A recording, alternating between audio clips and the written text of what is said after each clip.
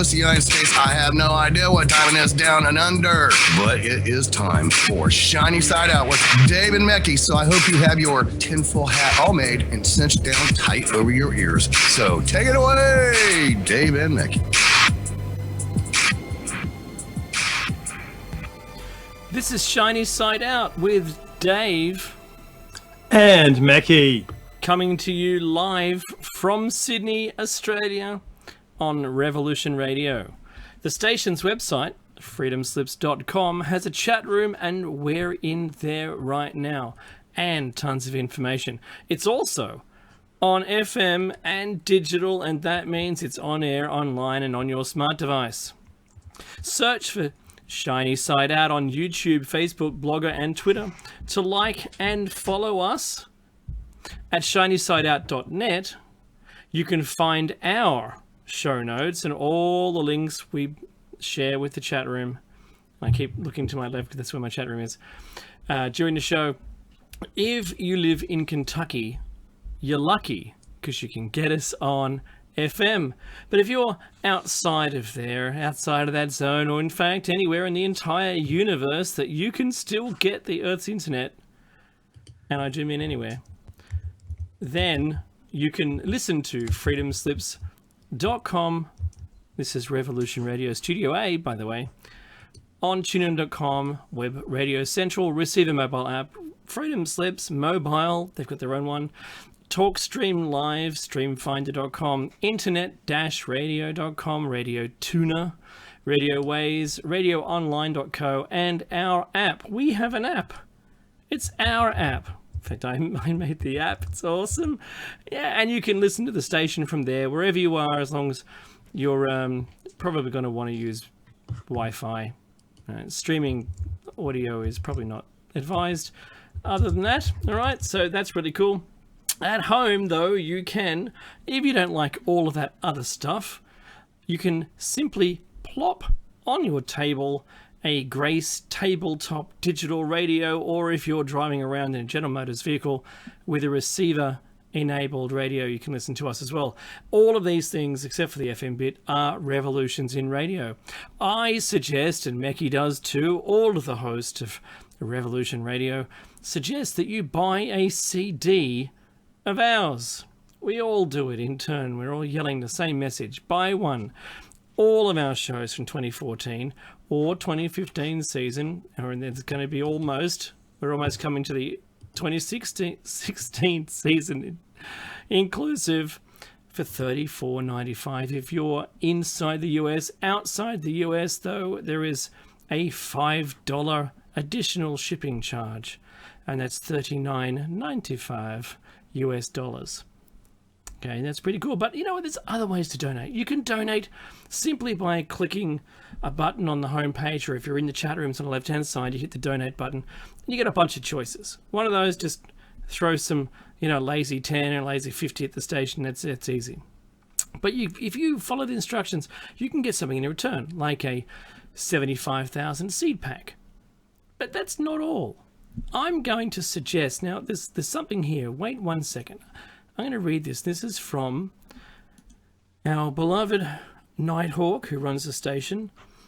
He says that you can go to www.freedomslips.com/gotwood. He's been doing wood carvings.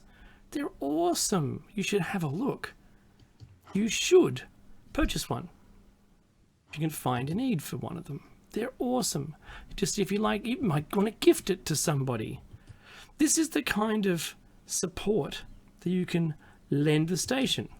Mecky and I lend the station our support in two ways. We provide content for the station. Hopefully it's considered content. And the second way is I spend $5 a month on access to the archives. Now, I really think you should go into the archives yourselves, but it's going to cost you $5 a month. Now, I've just got it on a repeat thing. It doesn't matter. I never see it, and it doesn't matter. It's there, and the station benefits. But there's something extraordinary about getting that access. Okay, I can listen to Solaris's back catalogue of her shows if I happen to miss one. There it is. because today she had Renee Colston on, and they were talking about healing and consciousness. But Mecki, they weren't just talking about normal consciousness, you know. She was talking about the global awareness, the global cascade, Mecki. Mm-hmm. This word is getting That's out. right. Everyone is know, feeling right? it. We're feeling it. Yeah, we mentioned this. We mentioned it 5 years ago for the first time, I think. Obviously, on air. We've been talking about this for years before that, Yes. but on air, about 5 years ago. That's right. But look, if you're in the US, you can call in, and you can call into the station at any time. We invite you to go to the chat room first and chat with us online, because we're in there right now. Mecki and I are in there. We're in the chat room. You can talk to us while we're on air, and that's really cool. And if you've got something to bring up, we'll say, hey, look, why don't you call in? But if you want to call in, it's 347-688-2902. Or if you have Skype, add the contact name of Freedom Screen. That's how simple it is. I should work on the shopping channel. And lastly, No, really not. really, I would, stick forks in my eye. I would say, and I have to say, I acknowledge the traditional owners of the land where I live, the Dark and Young people. I pay our respects to the elders past, present, and future. Thank you. Mecki, how was your I appreciate week? it. No, but I know you're going to ask me. And just before you do, I want to say thank you very much for actually making that acknowledgement. And we've just recently started that. I want to say that I live in Pemulwuy. So who cares? So what, Mecki? That's nice. Good for you. No. There's the story. Pemulwuy was an Aboriginal warrior who lived 250 years ago now. Something about that. 200 years. Something like that. Anyway, the point is he was one of the unappeased Aboriginal warriors, and in fact fought back to the point where he actually killed the gameskeeper for, I think it was MacArthur's gameskeeper. I'm not 100% sure, but he did kill a gameskeeper, which was a very official, high-ranking kind of person back in the day, right? And he was beheaded for his troubles. So this was 20 years ago, right? And now we have named a suburb after this Aboriginal warrior. Not that anybody knows, unless you live here and you're interested, or at least halfway interested, in Aboriginal or Australian history, not just the white side, the whole complex history as it is. Mm-hmm. So I think that's quite a step. I just want to quickly remind people of what happens in Australia here. Before the 1970s, there was a white-only Australia policy, meaning that people from Asia and Africa had a hard time getting to Australia, if at all, right? I mean, there were some Chinese here left over from the gold rush, but other than that, it was a white Australia-only policy. In the 70s, that changed, and there was an influx of other immigrants and so forth, and that was all good. That was the same time that Aboriginals were given the status of people, human beings, For the under first the time. law. Sorry? For the first time under the law. For the first time under the law in the 1970s, a mere 40 years ago. All right, and today we're naming suburbs after Aboriginal warriors. So we've come a long way. I'm hoping we're going to go all the way. I don't think we will always. I don't think we're going to sit around singing Kumbaya anytime soon. However, I do believe, as people, we've shown we can change and grow. I'm not saying this, that people are all angels and happy, but it's and the acknowledgement that Dave is giving or was giving to the traditional custodians of the land, because Aboriginals actually don't believe in ownership, right? You're asking a traditional Aboriginal person, about ownership. Well, there's no. How can there be ownership? How can you own land? And that was a problem for a lot of natives around the world when the English or Europeans came and said, "Well, this is mine now." Well, what do you mean it's yours? It's a piece of land. You can't own that. No, it's mine. You don't just put a fence up. It's mine. What? It's almost. I'm not saying uniquely European, but certainly it's a concept that some of the peoples that we encountered in our conquest struggled with. But now we acknowledge it, and not just Dave here. No, we do it in Parliament, right after the prayer. So we have the prayer still in Parliament. The Pater Noster, our Father, right? The regular prayer, and then we have the acknowledgement of the original custodians of the land. So, Dave, in my opinion, that's a good few steps in the right direction, right? Respect, yeah? Right. That's what it is. I agree. And as to my week, I have no complaints. Work is work, and it will remain work for as long as I'm there. So that's all goodness. And I'm gonna suggest, because I tell you that's what I'm doing. I'm working. You work harder towards Christmas because you know there's a break and you have to get the work done. For some of us, there's a break, my friend. I only get the actual holidays off. I've got to work through. Yeah, same. Yeah. Yeah, but look, hey, that's why we get paid the small bucks, right? That's right. Anyway, there's a couple of things I do want to mention, though, right? I've got a couple. First of all, let's see if there's any sorry, overlap. Let's see if there's overlap because I've chosen a couple of items this week. Okay, great. Look, and one thing that worries me a lot, we had a lot of blasts in these few week. Well, this last week, in fact. So there was a blast just a few hours ago in Istanbul. Which killed 29 people. There's another blast in Mogadishu, right? Again, killing a few people there as well. And there was another blast, yet another one, where was it? I had it just here. I do apologize. I just had it here. Oh, sorry. But yeah, anyways, there was another blast, and I'm just in Yemen. Sorry, in Yemen. But no one cares about Yemen, Mickey. Well, I care about Yemen. Well, and, the Saudis don't care too much for it. No, clearly, right? Because they're the ones who are bombing it. Yeah, but so people have stepped up, whatever it is. Yeah, I know. But people have stepped up, whatever it is that's happening. Right. So this is on the human side, if you will. So that's what people do, right? And I'll get Dave a second to respond to it in a second. But the second thing that worries me is the increased number of earthquakes of a massive magnitude. Another one just hitting Aceh. That's right. We just had one in New Zealand. We had one. There was one in Italy very recently. There was one in South America, in China. So these earthquakes, which are all above 6.5 on the Richter scale, are piling up. They're piling up. I mean, okay, so I'm not a doomsayer. I'm not going to say, woe is me. But it does worry me when even in areas which hadn't really experienced that much major earthquake activity, like Italy, right? I mean, when was the last time there was a major earthquake like that? It's not even part of the Ring of Fire in the Pacific, right? Whereas of course you can argue that Indonesia and South America and so forth, certainly New Zealand are. So there is a lot of from a nature's point of view, natural point of view, there's stuff going on, and from a human or societal point of view, there are things going on. And one more thing before I hand my talking stick to my esteemed colleague: climate change is a real thing.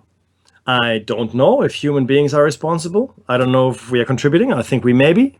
I don't think we're solely responsible for climate change, but let's be very clear here. Climate change has happened all the time in the past, and it will continue to happen going into the future, because we know this.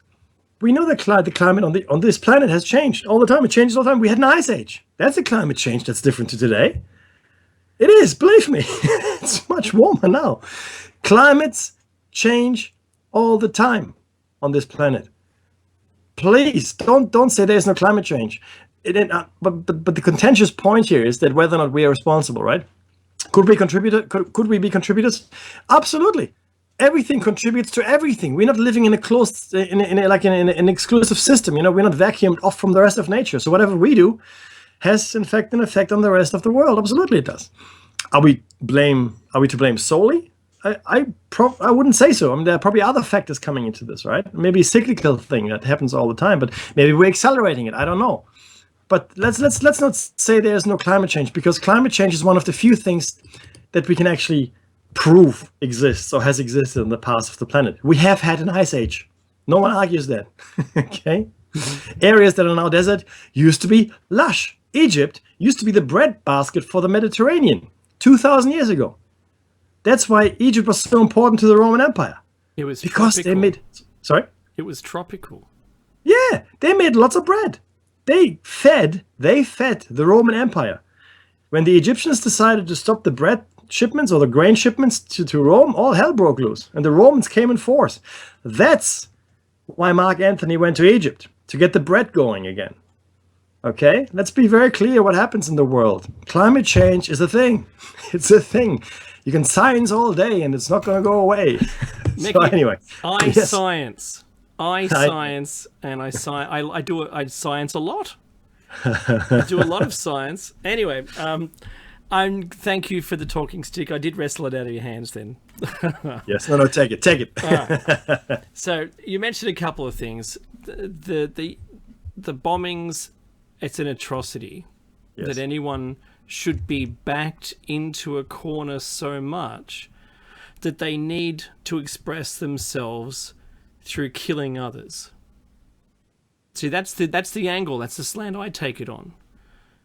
I take the stance that we've backed these people into a corner. Think about the IRA. What were they trying to point out, Mekki? Until they finally ceased.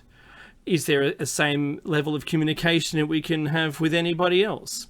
I know. It was rhetorical, but I agree. I know. This is the problem, right? What's that rhetorical joke? Okay, so there is a situation that the world has put itself in. I'm not pointing fingers. We know who you are. Where this is now the new norm. It wasn't the norm before, and it is now, and it's disappointing. And I feel for everyone. I feel for the person that I'm gonna back it up a bit. In Star Wars, who were the good guys we watched in the film? Who are the good guys? The rebels. What do? They attacked people. They blew up things. They were the heroes. Yeah, until Star Wars, we really didn't side very often with the hero in that way. The hero was never the rebel. It was never the underclass trying to overthrow the government. It's a couple of occasions, but let's put it this way. So, today, we've got the same thing going on, and there's people following those heroes. I'm not saying I'm not at all condoning any of it. And my question is, we've pushed people into a situation where they're now doing this. Now, if we all back away from it, like evil in a dream, if you ignore it, it goes away. That's the same for advertising. If you ignore it, the product ends up failing and goes bankrupt, right? That's a Simpsons quote. So I'm still disappointed. I'm disappointed with the governments who have all let us down.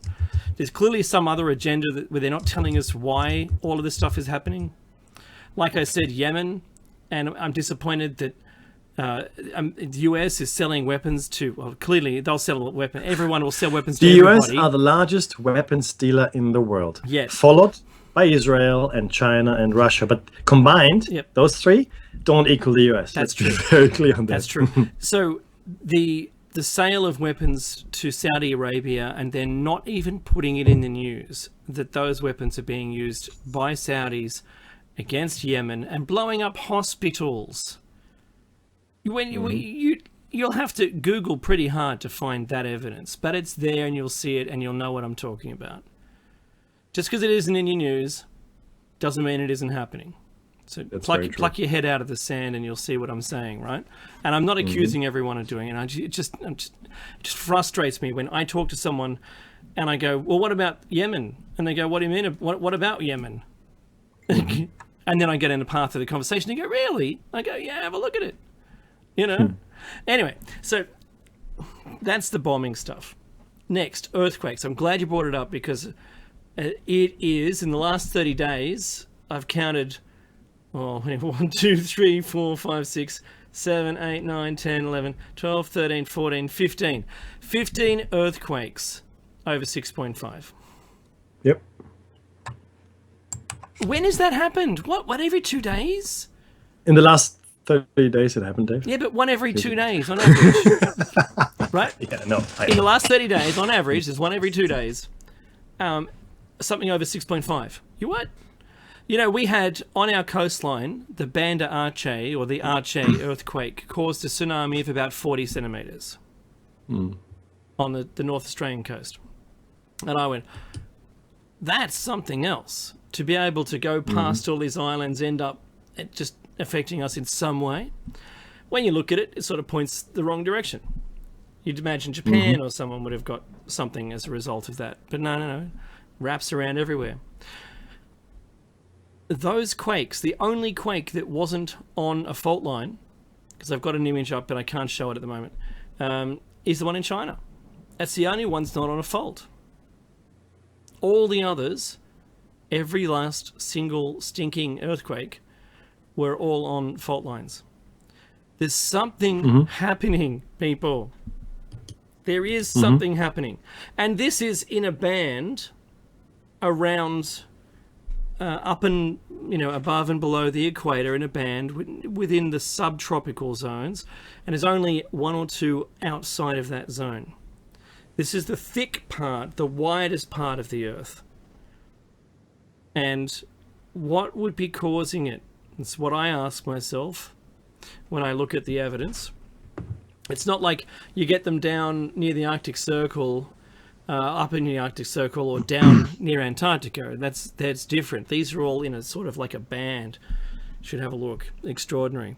So it raises the question once again, what on earth is going on? Is this gravitational waves? Sorry, are they gravitational waves? Is there a force outside of our solar system? Is this coming from the galactic core? I know we pass through the galactic plane. Is this the effects we're likely to see? Because we've not been through here in living memory. The oscillation is too long between visits. The galactic plane passing was described by the Mayans. Their calendar mapped it. We're crossing the dark rift. This is when this stuff happens. Of course, like I said last week, it lends support to all of the people who are heavy mass objects, Nibiru, Wormwood, you name it. All of those proponents are getting fueled by this ever-increasing, geotech activity. This plate movements, scraping, twisting, bending, you name it. That's what they do. So, but I had one more, Mickey, one more story. I don't want to leave that hanging, but that's all I've got. And that is the piece of amber that was found at a market. It was Dr. Singh. Yeah. Bought a piece of amber with a dinosaur tail in it. Okay. The dinosaur tail has feathers. Okay. It's the first real proof that dinosaurs had feathers. They look just like the feathers you would find on any bird. So how big is this piece of amber? Oh, it's actually quite small. It's only a couple of inches across. But it was it was in China, from what I understand. And it was actually at a local marketplace, where someone had a bunch of amber in a bag and go like, $5 a piece or whatever, yeah. And he picks it up and goes, "You what?" He goes, "Oh, it's got an insect in it."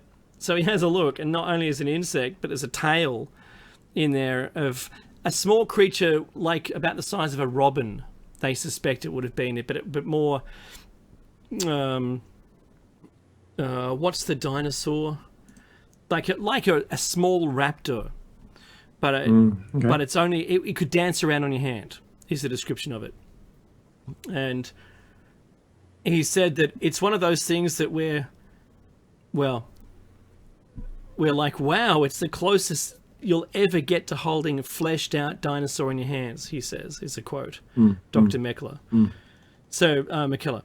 And look, there's an ant in the sample. There is a section of tail, and it still has soft tissue. It still interesting. Has I wonder if they can extract some DNA. Well, no doubt they've probably already on it, but they've immediately ruled out cloning it. We will not make a dinosaur from this. Sure you won't. Yeah, he goes, "What, Doc?" And he goes, "No, keep making the dinosaur. We will not make a dinosaur." No dinosaur making here. Good. Trust me on that one. Keep making the dinosaur. What? So look, that's that's quite good news. And wasn't that predicted in the first movie? But that was a mosquito, wasn't it? Well, yeah. It was a mosquito, and there was the blood of the mosquito. In fact, the mosquito had feasted, eaten dinosaur blood, obviously, and the dinosaur blood from the stomach was extracted of the mosquito, and then the DNA was sequenced, and not really sequenced, but the way they explained the science was they just used amphibian That's right. DNA, which is quite modular, if you will, and you can do things with it, and they just filled the missing blocks of the dinosaur DNA with amphibian DNA. So the Jurassic Park movie dinosaurs are really amphibian dinosaurs. There we go. Sorry, that was an ad playing on the page I was at. Yeah, that's all good. Don't open that link, Mackie, until we're finished with the show. There's the photo of it. You can see it. There is actually another piece of information I need to share with everybody, and thank you. This is to Glenn. He posted it on Facebook, and he just made me aware of it again. I had read it during the week, but then I forgot about it. But thank you very much for reposting it, Glenn. You know who you are. This is the German reactor that came online just recently. I don't know if you guys heard this? Yes. Now, let me guess, Maggie. This is the reactor, the fusion reactor. Correct.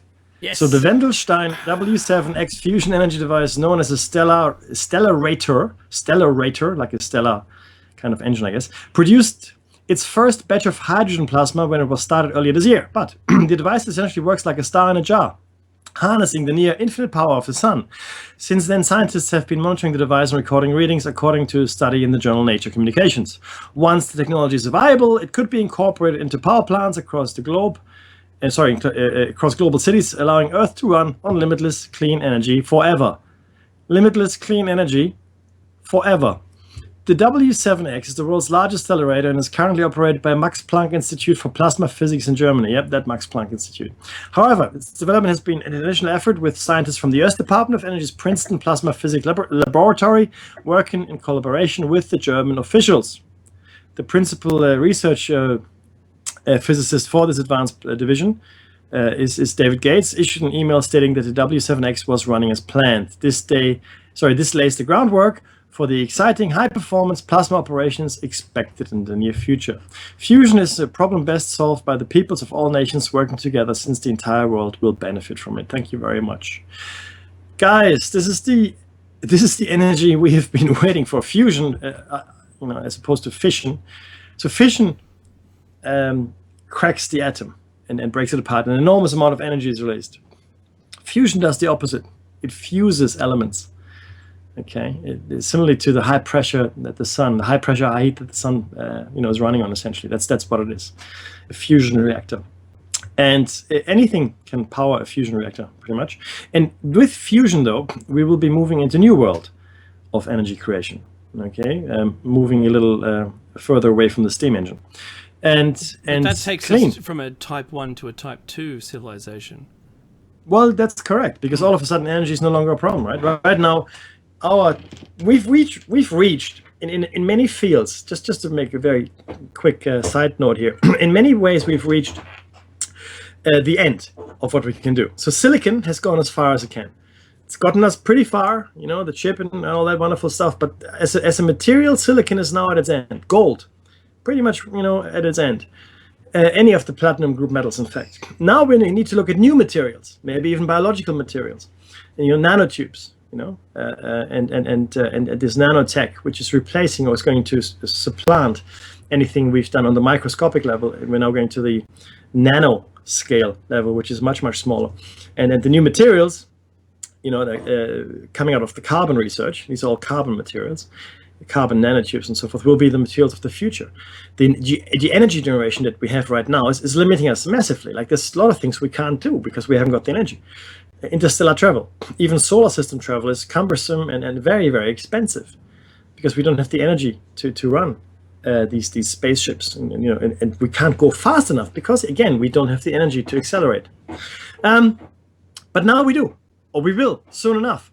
And that is really a massive milestone. Again, this is amazing. The last 100 years, and maybe even compress it to the last 50 years since the end of World War II. But even though World War II was instrumental in the development of a lot of the technologies we're building upon today, like the atom bomb and so forth, in space, the space race, a lot of the stuff is compressing, and we are seeing the next evolution of our civilization. As Dave has said, we're moving from a Type 1 to a Type 2 civilization. Look it up when you get a chance. Very interesting reading. And we are going to be capable of so much more. I mean, energy is just one thing. New materials is just one thing. We're going to be able to augment ourselves. It's already started. We're going to start printing organs. We're going to print organs in a 3D printer, of course, right? We're going to be able to replace organs as they wear out. Not with cybernetic equivalents, like a metal pump or whatever, like we do today. No. With organic material. Our own organic material. Correct. We can now make pretty much anything out of anything. We have made stem cells out of skin cells and other cells as well. We have made eggs out of fat cells. Fat cells they were. That's right. So they turned the fat cell into a stem cell, and then from the stem cell they programmed it to become an egg. So we don't anymore, really, if you think about it. I mean, if we've got the basic biological material, fat or anything, we can take that and make it something else. We have now had 3 people contributing to the birth of a child. 3 people. Yeah. That's going to cause the paleontologists a whole bunch of drama later on. I know. Because it'll be so what? How come the mitochondrial DNA changed so significantly? Now, the reason I'm harping on this, and the reason I'm glad that Glenn reposted it on Facebook, is because our show, of course, is a continuation of last week's show, which is Ancient High Tech and so forth. I just want you to quickly realize where we are today as a civilization, all the things that we have and we can do, all the magic we can perform, because this is magic stuff, guys. This is stuff that 50, 100, 200 years ago, completely impossible. Can't be done. Will never be done. It's wrong to do anyway. Yeah, sure, whatever. The point is that we now can do it, and because we can, we will. Nothing ever stops people from doing stuff. There's no moral imperative, or Kant's Immanuel Kant, that is his moral imperative. Yeah, good luck with that. There isn't one. Mm-hmm. If it can be done, it will be done. Yeah. So and that's just the way we are. We will stick our hand into that hole to see if there's a snake. Oh yeah, this one had a snake, Dave. Hot dog. Purple berries taste like burning. And we have a lot of knowledge, and we have a lot of know-how. We have a lot of the stuff that is really amazing and can make dreams come true and nightmares as well. But we do not have the wisdom. We do not have the wisdom to wield it. And I contend here that our precursors, our ancestors, didn't have it either. That's why they're no longer here. For some reason. That is one of the reasons they're no longer here. There's more reasons, but that's definitely one of them. We as people have not evolved enough. When I say evolved here, I'm talking about our moral compass. I'm talking about our ethics. Because the people in power, they operate differently from you and me and Dave. They don't see the world the way you see it. They see the world as their birthright. They see the world as a feudal state, right? In a feudal state, the lord, the overlord, the feudal baron, whatever, he reigns supreme. And it's always he. There's not too many female feudal lords, okay? He reigns supreme, and whatever he says goes. Life, death, whatever. And that's really how they see us. Livestock, cattle, at best useful workers. But for the most part, the people in power believe us to be surplus to requirement. Mouth breathers, useless eaters, I've heard them call us. And that's simply not true, because every single human being has potential. Whether or not that potential is realized is largely dependent on the society or even the village or the family one is born into. But everybody's got potential, right? And we always say this, right? It takes a village to raise a child. That's right. It does take a village to raise a child. You know why? Because our culture has to be more inclusive. It can't just be a family unit. It can't just be a child growing up in a foster care or whatever. Everybody's responsible for the right upbringing of children, right? To realize their full potential, whatever it might be.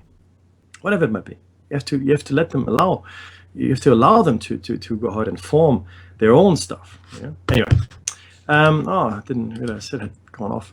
But it's really important that we and our listeners here, even if there's only 10 people listening right now, right? And looking at the chat, it's more than 10, which is great. So I appreciate that. But I used to say this today. Even if I only change one person's mind on anything, or make a person think about something, I've won. I'm winning. Thank you very much. Yeah, if you can stir a new thought in someone's brain, that thought can live on. You've created a meme, right? The selfish meme. Read the book. And it is really, really important that we realize our responsibility when it comes to children. Our responsibility with everything. We cannot abdicate our responsibility. Most of us sit back and go, oh, there's nothing I can do anyway. There's everything you can do. There's everything you can do. It doesn't really matter what it is. Just make a difference. Do something, right? And this is our legacy. Everybody should strive to have a good legacy, guys, right? Because time will measure us by what we leave behind, right? That's true. That's the truth. Mm-hmm. Yeah. Anyway, so I'm digressing though. But the point is today marks the beginning of a potentially amazing new era. I just wanted to add to your statement, Mekki, the power that we've got, as in power generation capabilities, the power we have has changed what we can do. It's changed the amount of tech we can have in our houses. It's changed it allowed the development of technology. Think about all the things in your house that is running on electricity. I'm going to probably guess it's a lot. The refinement of those technologies through physics, we understand what they've done and how we got here. Now we have, climate-adjusted housing. So inside we have, air conditioning. We can heat and cool water at will. We can keep food safe. Think about all those things that we've been able to achieve. Certainly it's happened, in the last 116 years. Go back to 1900. From then, all the good things, I'm only focusing on those ones, all those good things have come about because we've had power. Go back earlier, gas, lanterns, the Iceman came around, the poop man came to collect. We've got electric pumps, we've got refrigeration, we have all these things that we have now based on the power that we could generate and get to houses. Thinking about this solution, in parallel to the way that mobile handheld devices have changed because of lithium-ion power sources that we've been able to walk around with, rather than the AA or the AAA or the D batteries, which have limited the usefulness of that power generation because of their size. We now have a very fast recharge. We've got rechargeable batteries, and we've got high current drain batteries as well. So power tools have become more prevalent. Mobile technologies have shrunk. We're at the point now, as Mekki said, and I'm agreeing with you, Mekki, that we've hit the ceiling. With the ceiling with the amount that we can walk around with. We've hit the ceiling of the amount that we can do. And this change, if this wasn't the fusion reactor, and if it becomes small enough and like the size of a basketball and you can run your house on it, awesome. Yeah. If we can make it portable in some way, because I'm going to presume at the moment that it's almost the entire size of a building, multiple story building. That's usually, I've seen how they're all made, like 300 lasers all pointed towards a single point inside a huge sphere, which it requires the power generation of a small city's worth of annual use of electricity to crank it off, to start it up. I've seen documentaries on these things, but just to have a hydrogen plasma being able to be developed that can emit and power from it. That's awesome. So I thought we would go in a different direction. I think splitting water and making that work for us would be better. There's tons of water. I think we'd do better with that. But that's still type 1 thinking. Going to type 2, that's big difference. So if you're looking at ARVs, which is the alien reproduction vehicles, they have a small power source that doesn't have anything in it. Just sort of turns on, and it's using all the energy around us, or the Planck energy, Meki, that it's been described to have been run on. Now, that's using the power from the universe. I think we're a ways away from that. I hope we already have something like it, but who knows. But what I was going to say, Meki, was this segued, what are we leaving behind? Your statement, you said that. We're gauged on what we leave behind. And I've got a perfect segue into our show notes from that. Beautiful. All right. To do with cargo cults. Perfect. Because an island in the Pacific, for instance, and this can be anywhere, okay, but our modern rendition of this is, for the cargo cult, a plane who has, crash landed in an island, who hasn't seen any technology before, a small island in the Pacific. The plane pilot jumps out. It didn't crash land. It landed. Maybe it ran out of fuel. I don't know, or it had a technical problem. All right. Let's go with ran out of fuel. Wow, Meki, you're sounding much younger these days. I know, right? So eventually he's spotted, and a plane delivers fuel to him via a parachute, and he's able to put it back in. But his time spent with those people on the island, the native people on the island, who are in awe of this fellow, this being, who arrived in a noisy plane, a metal-skinned plane, World War II style, propeller at the front. He's asked them, look, can you make a runway for me, because I'll never get off in the sand. You're going to have to make it flat and whatever, yeah? So they do that for him. They clear trees. They do whatever they have to do. In the meantime, he's got his Zippo lighter and lit a cigarette. Like, what? He breathes fire. He can make fire on command with his thumb. Click. And whooshka. There he's got flame. He smells. He smells nice, or he smells unusual. He is wearing cologne. He might have a cigar instead. All of those things. He might have a little ration pack that he's shared out with the kids. Yeah? Accepted in society, there for a short time, and then goes away. They saw another metal bird fly over, dropping stuff, and it landed by parachute. Well, after he's gone, the cargo cult is known such as because they've changed their ideals. They've changed their worship. They treated this fellow as some kind of god, seeing he was really human, but different kind of human looking, yeah, albeit.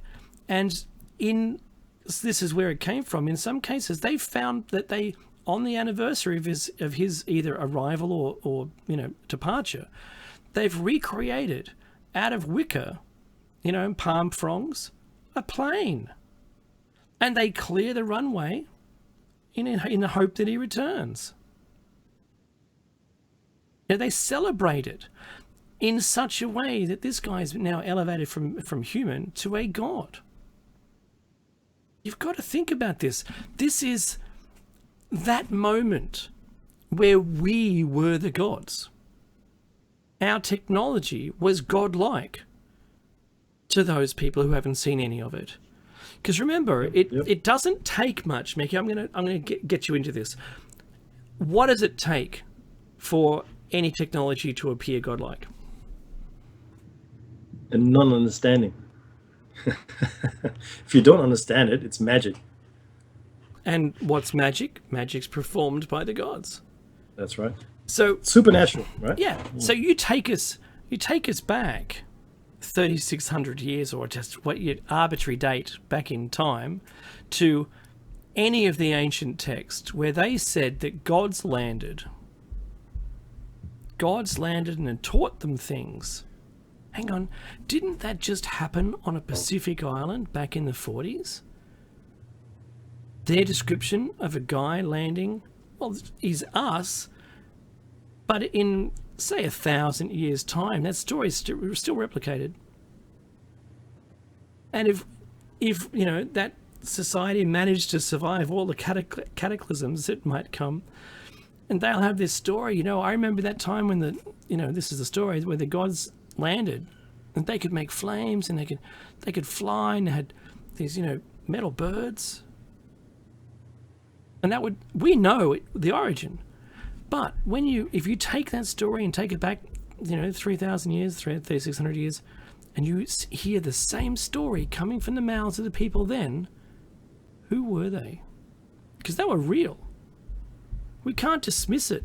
And cargo cults prove that we can't dismiss those stories from the ancients, from the old times, in all the societies around the world. Who have them, read them, know them and understand them as being real. Mickey? Look, that's really the kicker here, right, guys? we are a species with amnesia. we don't remember, and that's really the point here, right? So Dave said, well, why can we not accept this? Because we don't remember it directly with some physical evidence. Sure, we've got some textual evidence, sure. But experientially, we believe that we are going from strength to strength. I remember doing history when I was young, I don't know, you know, in school. And the graph, I remember this graph very clearly. And the graph was really, it was an ascending graph, right? It was like a line but it went up. This is probably a 45-degree angle. Mm-hmm. Yeah. And it started in the Stone Age, you know, with people, you know, banging rocks together, and then, you know, it goes to the Sumerians, and they built good pyramids, and the Egyptians, they built better pyramids, and then the Romans, they built an empire, and then on. But every time it went up, completely ignoring the fact that civilizations collapsed into nothingness, and the Roman Empire collapsed, and there was 500 years of the Dark Ages in Europe at that time. Other empires collapsed, and we know now that we don't even know who has collapsed. We don't know who built Göbekli Tepe, all right? We didn't know the Akkadians existed until the Bible told us, you know, there's this funny people. We have virtually no evidence or direct evidence of what the Phoenicians were up to, or the Carthaginians, because the Romans completely destroyed them. They razed the city, Carthage, and salted the earth. That's how much they hated them. The only account we have left of the Carthaginians is the Roman accounts, right? So we fought these guys, and they came across the Alps with some elephants, and the Carthaginians were strong enough to take on the Roman Empire. Nothing left of them. Okay, so the point here is that even if it's not a concerted effort, time is enough to wash away these things. Time washes it away, and we become the true phoenix with amnesia. Us, our species, we're it, right? We are completely destroyed, and out of the ashes we rise anew. And Dave and I contend, like we said last week, that this has happened a number of times over the last 100, 200, 300, whatever, 1,000 years, maybe even millions of years, depending on how old the human race is. I'm not going to repeat that. Listen to last week's show. What are modern day? Sorry, we just talked about the modern day examples of that. You know, the cargo cults. That's interesting stuff. But what are those candidates for the ancient high tech? I'm going to go through the list very quickly because we've got some details later on, and I do want to spend a lot of time on the Chinese and the Indians. See if we can get there today. There's Atlantis. Plato talks about it. Other cultures talk about land in the Atlantic as well. The Berbers believe they came from it. The Basques believe they came from it. And some nations in North America and South America believed they came from a land in the Atlantic as well. Interesting language similarities are found in Africa and in the Americas. I urge you to read Charles Berlitz's books on that. He's a linguist. He's actually the grandson of the founder of the Berlitz School of Languages. They're still around. It's a good language school if you want to learn a language. But Charles Berlitz then wrote extensively about Atlantis and the Bermuda Triangle and other things as well. He was the first author that got me into the Bimini blocks, or the Bimini Road, in the Americas. The road that just goes into the ocean. It's just there it is. No one knows who built it, but there it is.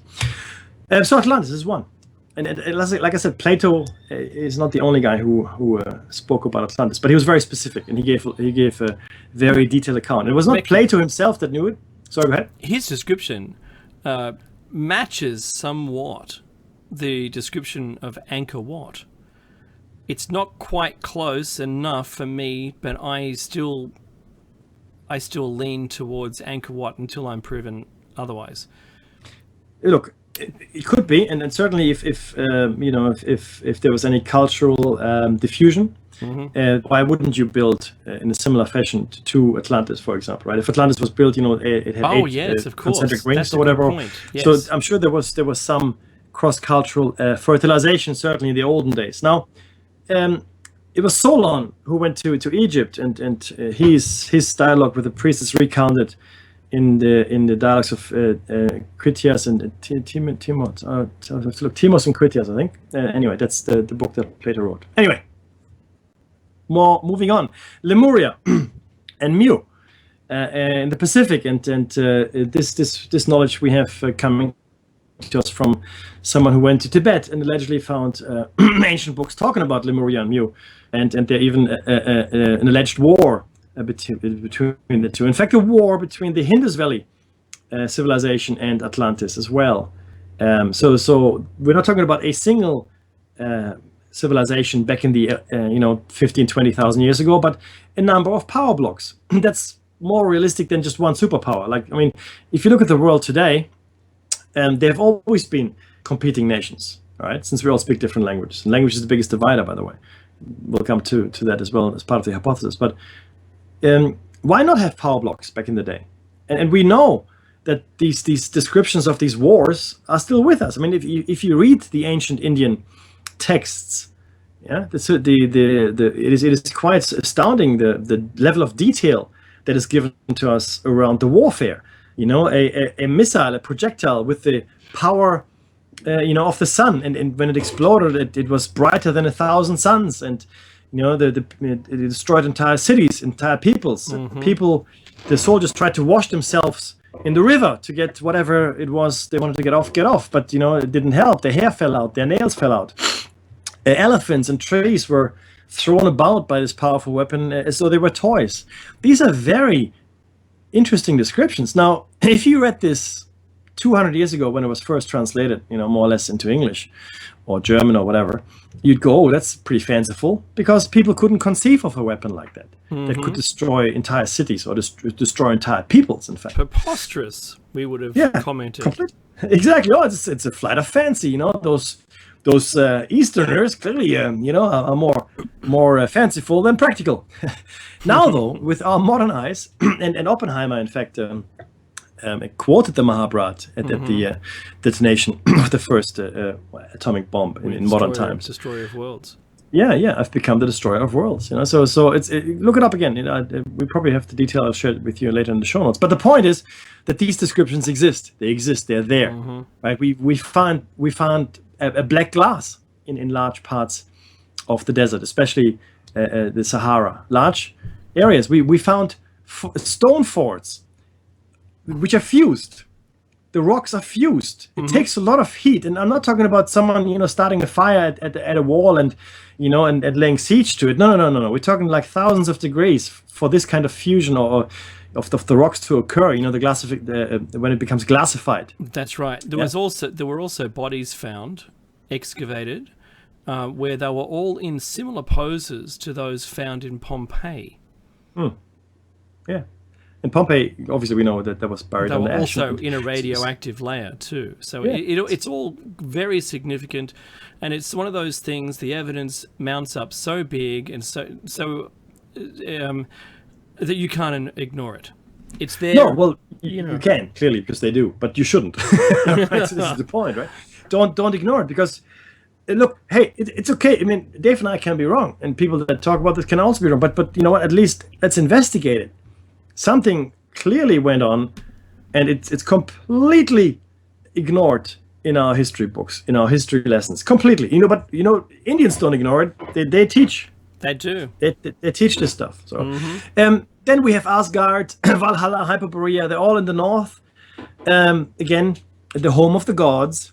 And the interesting thing with this, Agartha, which is our Hollow Earth connection, the interesting thing with it is mostly the gods are on a mountain somewhere, for the most part. In pretty much any culture, the gods are in a mountain. And even Agartha or Shangri-La accessed through the mountains. It's in the earth, but you have to go, up to a mountain. The Epic of Gilgamesh, he goes to the mountain because his mother was a god, and his body was dying, and she went to him, and he thought he could get some help from the gods, which were up in a mountain, but they didn't help him. They didn't help him, even though his mother was a god. They didn't give him the this immortality. Good luck potion. with that, they said.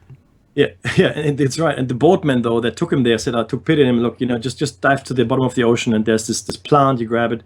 That's what you're after. But I don't want to digress here. So they're all up in a mountain somewhere, right? So these are all physical locations up high, right? Mount Olympus. I don't care. Valhalla, Asgard, and you get there, via the Rainbow Bridge. Again, indicating it is up high somewhere, right?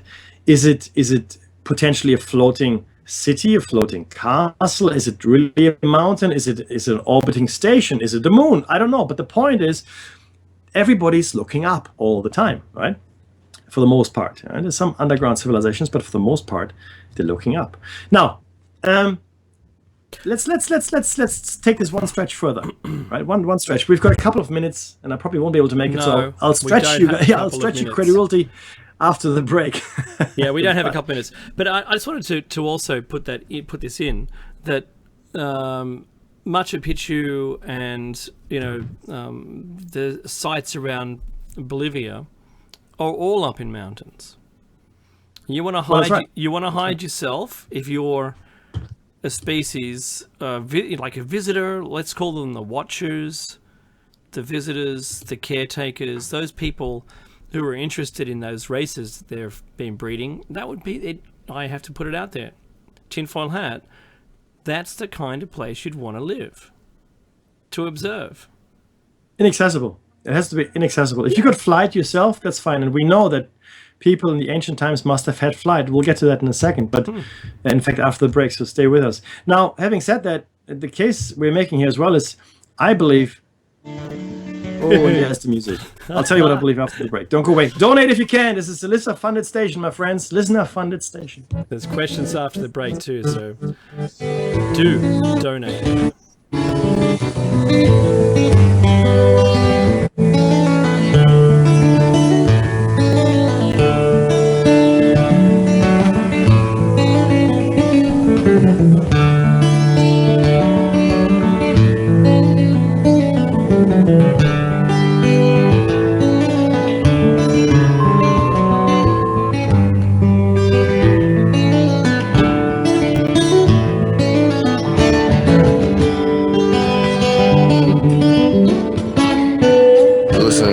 Radio at freedomslips.com, and we'll be right back after this message.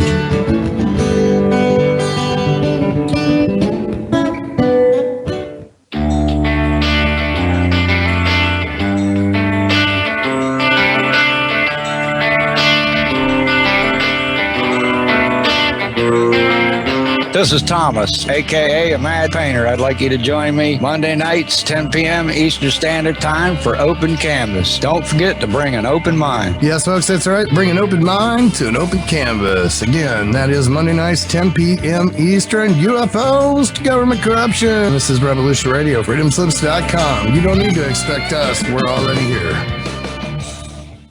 There is no denying the world is awakening. We see it in the global uprisings and demonstrations of the people around the planet and the new way of thinking and living that is arising naturally within each one of us and our communities. I have been a major player in this global shift and movement for over 20 years and have helped tens of thousands of people around the world change their lives and find their voice in order to help create the paradigm change we so desperately need. Join me here at Revolution Radio on the Just Bernard Show every Tuesday at noon Eastern Time for 2 hours of powerful interviews and discussion with some of the most influential visionaries of consciousness, alternative media, and suppressed knowledge. We promise to reveal the real matrix and empower your human experience.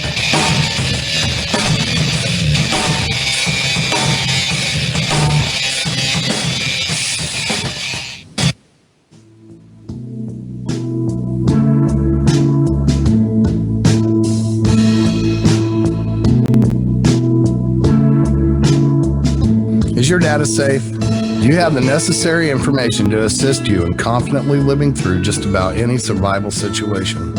Is survival and gardening, off-grid living, medical knowledge, or even natural or man-made EMPs on your list of personal concerns? Do you have your documents and your personal information in a safe place in your hands where you know where it is? Well, check out our preloaded EMP-proof thumb drive. Over 3 gigs of survival documents and how-tos, plus the USDA offline food preservation website, and much, much more, including a surprise bonus we just can't tell you about here. With plenty of room left over to store your most important documents. Imagine if a megavirus or computer failure took out your bank, or all the banks for that matter. Are your banking records safe in your hands? So when they get things fixed and repaired, you can say, hey, look, this is what I had. You have it. I want it back. Is your personal data safe?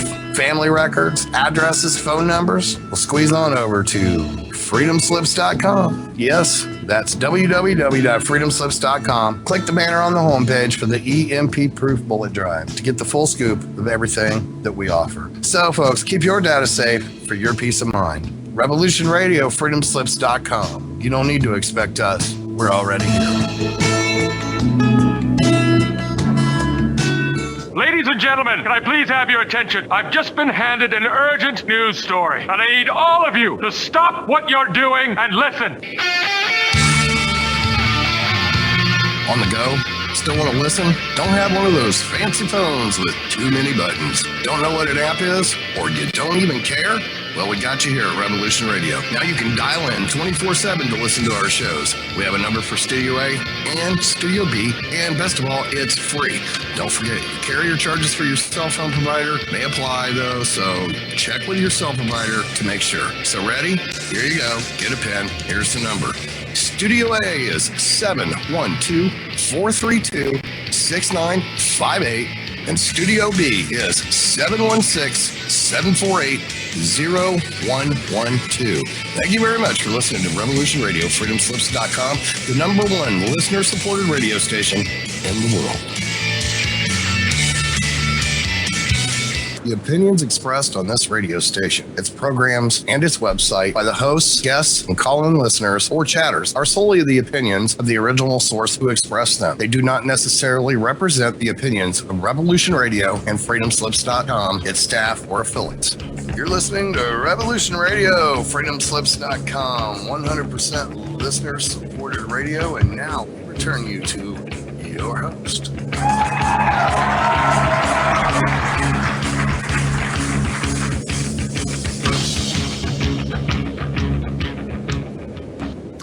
Hello and welcome back to Dave and Mackie's Shiny Side Out, episode number 250.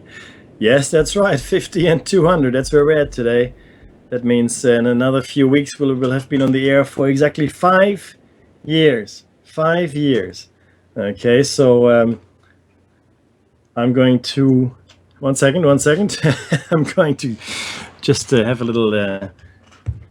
He's going to do something. I'm going to do something. Aha. Okay, and I'm going to go off the air. Dave, just take it for a second for me, my friend. Look, I'm going to talk about the asteroid belt. Okay. So, show 250. It's a long time on air. I'm going to ask that everyone has taken the time to donate, that you do check out. Please check out. I'm just going to put the title screen on so I can switch. If you can, please check out the freedomslips.com/gotwood. Find the link, and there's plenty of stuff in there now to purchase from the website. You can donate, but like we always say, donate and get something in return. You can feel better about your donation. It's like buying something, I suppose, really. I get access by donating. I donate money to the station to get access to the archives, and you can do that. You can get like a EMP-proof thumb drive with 75,000 seed pack instead, or depending on where you are. If you get the seed pack, just a note: be careful if your customs requirements. You may be prohibited from importing the seeds, so do take care. If you're within the Americas, I'm sure it's going to be fine, but check out before you make the purchase. The other thing is, you can get the CDs from the host, but honestly, if you want to purchase one of the items that Nighthawk has made, do type in the show name that you are listening to when you've decided, or what dragged you across the line kicking and screaming, possibly, or enticed you there. It's important to us. We need some feedback with Hawk so he knows who his listenership is and what show they've been enjoying. So you can do that as a favor to Mekki and I if you wish. If you are also interested in donating money to us, we're always happy recipients of money, and on our website on shinysideout.net you can also make a donation, but we implore you to do it onto the station, because without the station we'd have no voice. So please do that. Before Mekki comes back, I just wanted to say we wrote this in show 5, and it's tinfoil hat time. Shiny Side Out's tinfoil hat. We'd been talking about the asteroid belt as a destroyed planet, and astronomy formula predicts that a planet should be at that location as Titus Bode law. Now, we speculate that for two things here. One, the Sumerian texts suggest that the Earth was in fact in that orbit where the asteroid belt is, suffered a significant impact with an item around about the size of Mars. Now, I have to say that NASA also agrees with the Sumerians from 3,600 years ago, or whenever though the actual date was. I'm guesstimating, because we don't know the date that they wrote those texts. We don't know what date they were referring to that the Earth had been impacted, but the proto-Earth. So the Earth before all the waters and everything had settled down, and it had gained that. So this is the Sumerians' tale, is that the Earth was impacted and it tore chunks off the Earth, like a quarter of it was missing. So you can imagine us missing 25% of our mass, not current mass, but the mass when you add the rest of that asteroid belt onto us. That was 25% of the Earth then. It caused a significant destruction of the other planet, which sort of became lodged within us, I suspect. But that during the impact, our planet has shifted axes. Maybe it accelerated us, or maybe it slowed us down, depending on the direction of which it came. They could have done a couple of other things, like created the tilt for us. That could be another issue entirely. We're not sure about. So the tinfoil hat suggestion from Mekki and I, was there a solar or galactic warfare also that might have, if the Sumerian text isn't true and NASA's being silly agreeing with the Sumerian text, maybe there was a planet there. It's not entirely out of the realm that it never developed into a planet.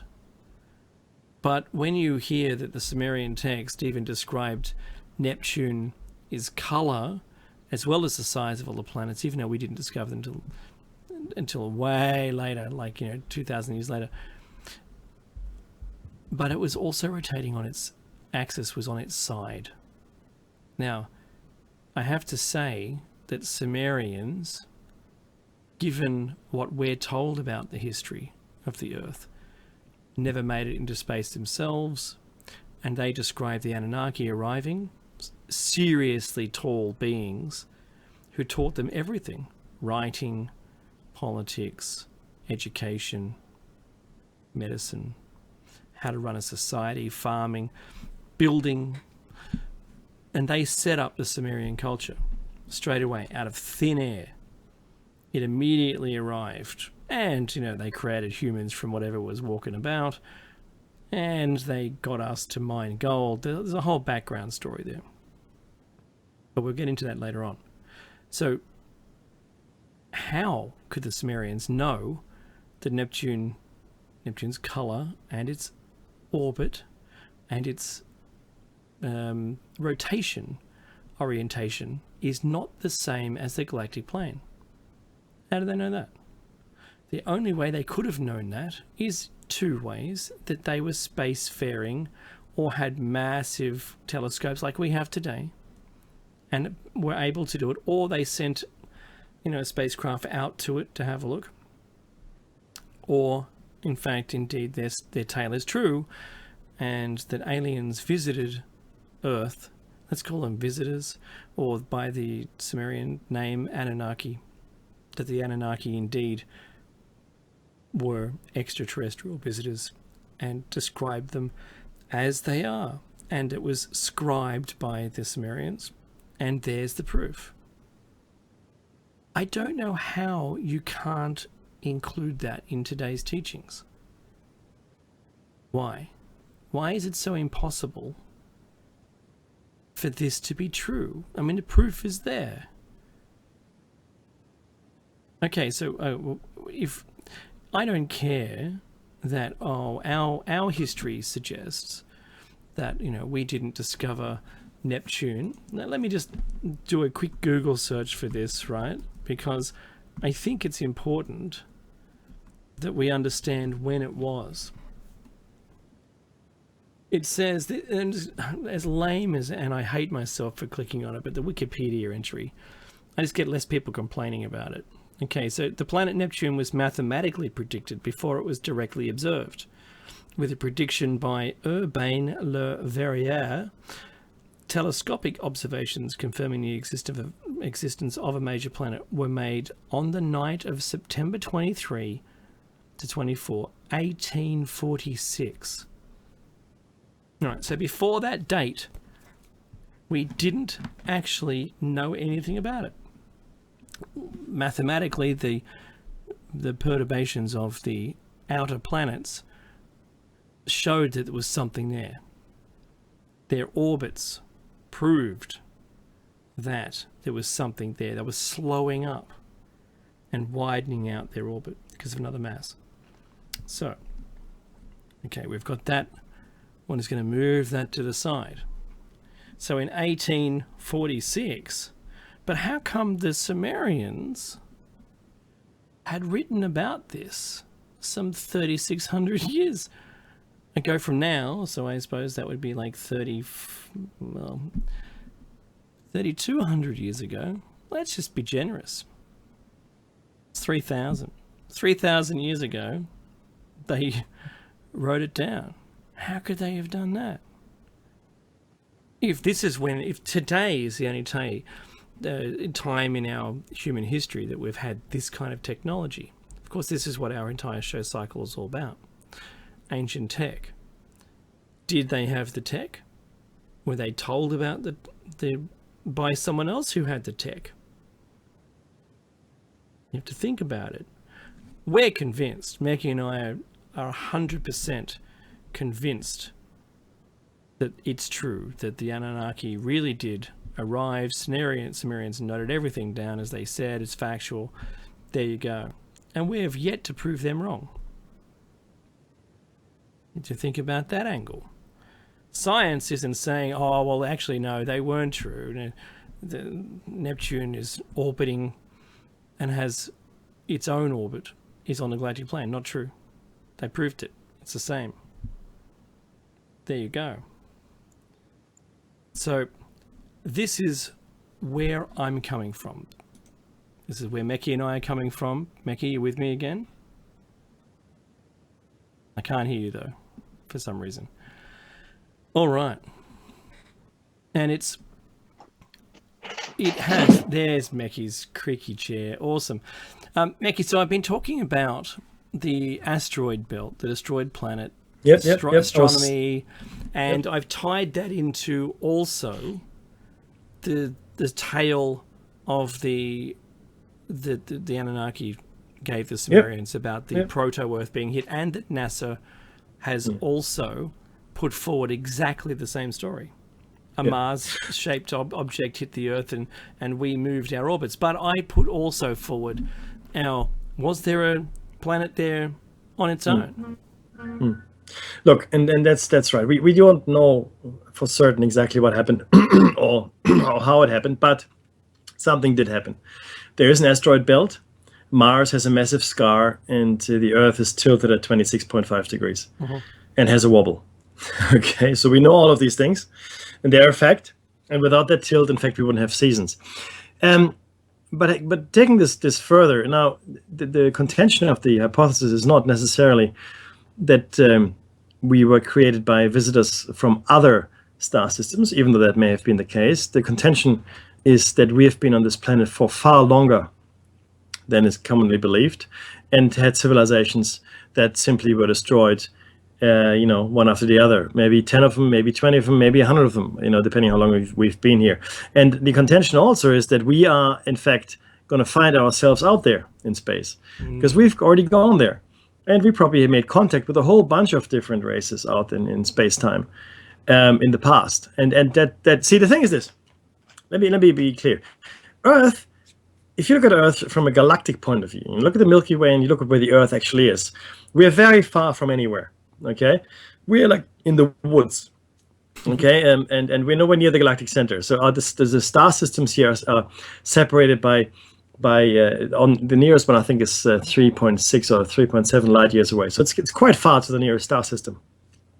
The closer you move into the galactic center, the closer the stars are. Where there's even, they're fractions of light years away from each other. And then we're very far away. So the question must be, well, why would anybody be interested in coming to the Earth? If you're a galactic civilization, maybe, if you're that far out and that far spread, fair enough, you have an outpost here, okay, cool. And I think that we've already, with our limited and meager technical resources, we've found a lot of Earth-like planets out there in the galaxy. And we'll find more and more as our technology becomes, more sophisticated. So the question is, why would you ever even bother? So the answer here is very simply, either the Earth is a very special place, right, for whatever reason, or we have actually gone out there and made contact with a whole bunch of people, right? A whole bunch of them. 100,000 years ago, a million years ago, it doesn't really matter, especially when you talk about space travel and immortality. Time all of a sudden becomes, not meaningless, but less of an issue. If you live for a very long time, again, we are postulating here that the ancient tech included extreme longevity, or in fact practical immortality. Exactly. Right? And our ancient cultures talk about this all the time. They talk about it in fairy tales and legends. In fact, the Chinese medicine came about because the Chinese emperor wanted to have a immortality elixir, just like the gods used to have. And these were personalized, tailored immortality potions. Yeah, very clearly.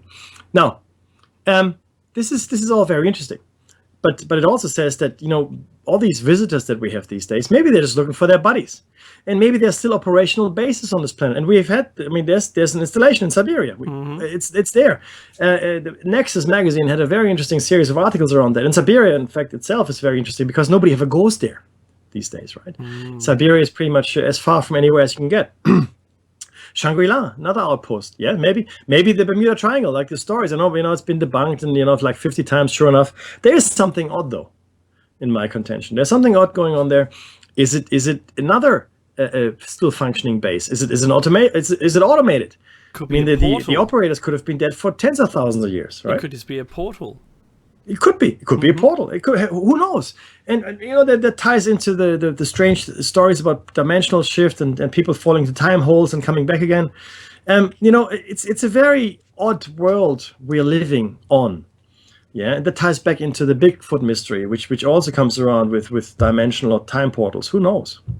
So it's very, very strange, right? The whole bit is strange, and there's a lot more going on than we're being told or than we're allowing ourselves to believe. So the Siberian, just to pause you, the Siberian installation, we've talked about it a lot, but just in case you've never heard it before, it seems to protect the Earth. That's the description of it. And, when the Russian the meteor came in, it was seen to have broken apart. We don't know how. And it was presumed, there was a lot of talk about this, Mickey, I'm just putting it out there, tinfoil hat, that in fact the Siberian installation did its job and protected the Earth again.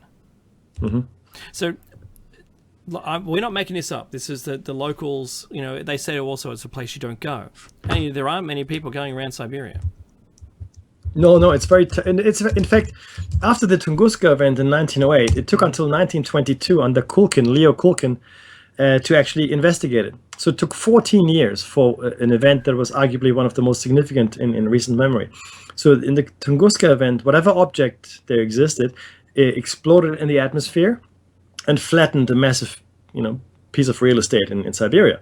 No crater. So whatever, like I said, whatever it was, it exploded in the atmosphere. Could it be that the Siberian installation blew that thing up? Is that possible? Well, sure. Because it would have been much worse if it hadn't blown up in the atmosphere. I can tell you that. So again, it took until 1922 for the Russians to send an expedition there. And what they found, they were looking for a crater. There was no crater, just a whole bunch of flattened, trees, and then they found these tiny little rocks embedded in the earth that clearly are the remnants of whatever it was that exploded. So that's interesting. And the Siberian installation, and nobody goes there. It seems to be the locals avoided like the plague. It is associated with death and bad luck. I guess if I wanted to protect something or make something sensible, I either make the gods responsible for it or the devil or the demons or whatever, right? So which means, of course, that people take it seriously. If I don't want you to go there and touch it because you could break it, I will tell you there's a curse associated with it. I might even put some mechanisms there that will kill you if you get too close, right? So people will stay away and the installation can do its job. And maybe it's not the only installation either. Maybe the Bermuda Triangle or the Devil's Sea Triangle in the China Sea are malfunctioning installations. Maybe the moon is an installation to protect the Earth. So we've spoken about the moon, right? Antarctica too. Yeah, exactly. The Antarctic as well. Now, the moon may very well be the largest artificial object in our solar system, right? That's super tinfoil hat, guys. You make sure you're ironing your tinfoil hat. Triple layer. Attach. Yeah, that's right. It's a multi-layer tinfoil hat. But yeah, so these are all questions. These are all good questions. To go further though, there's also other textual evidence. We've spoken about the Sumerian text, the cuneiform text, which arguably are the oldest surviving pieces of text that we can decipher. There are other pieces of text we may not know the age of, like anything written in stone, not clay, but stone. We don't really know how old it is. Not really, because we can't really date it. When we date a stone artifact or a stone site, like even Stonehenge, we look at organic material at the site that we think might be contemporary to that site. Do we get it wrong? I would say yes, we would get it wrong. Quite a few times we would get it wrong, and maybe to a massive magnitude. People believe that the pyramids, or at least the foundations for the pyramids, as well as the Sphinx, far outdate the pyramids themselves and far outdate the Egyptian culture. The Baalbek stone, same thing. Right, far outdated. We don't even really know how old Puma Punku is. Not really. Again, we date some organic material we find at the site and go, yeah, that sounds about right.